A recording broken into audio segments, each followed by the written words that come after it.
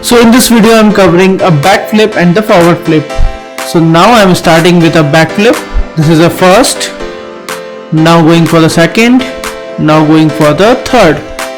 Now I'm completing with a back flip and now I'm doing a backstroke and going forward to the wall. Once I'm done with the backstroke, I'll have to go for a forward flip once again with the wall. Now doing a dolphin kick and now I'm doing a breaststroke. And now finally our final section, one forward flip, second and now the third. Thank you so much.